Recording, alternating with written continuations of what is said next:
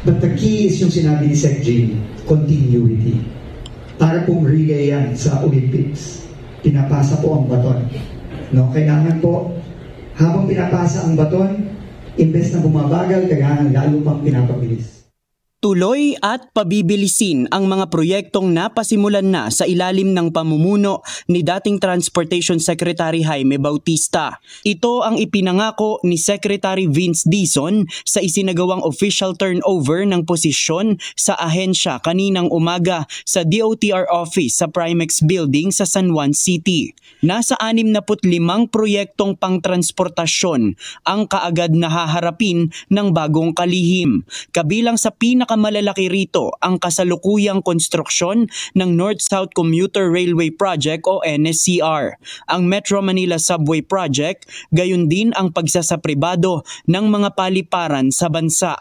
Kasama rin sa mga ipaprioridad ng bagong DOTR Secretary ang pagsasapribado ng EDSA Busway at ang EDSA Greenways Project.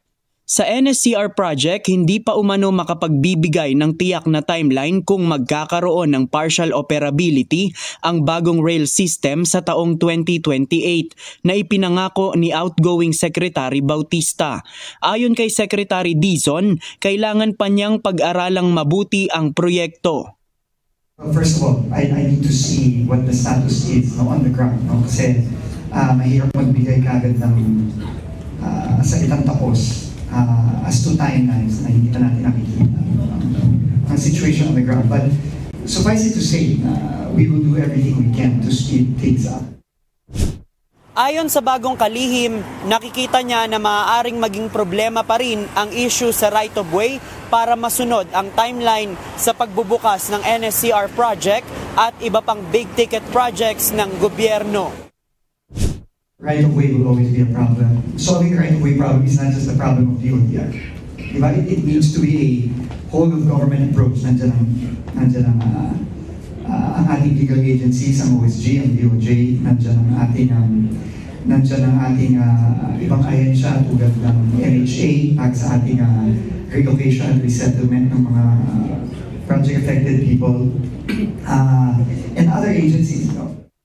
Ipinaliwanag naman ni outgoing Secretary Bautista na inihingi nila ng opinyon sa Department of Justice ang mga issue ng right-of-way. Ang sagot niya ng DOJ, kapag nabigyan na ng partial payment ang may-ari ng lupa, pwede na agad mag-take over ang gobyerno para isagawa ang proyekto.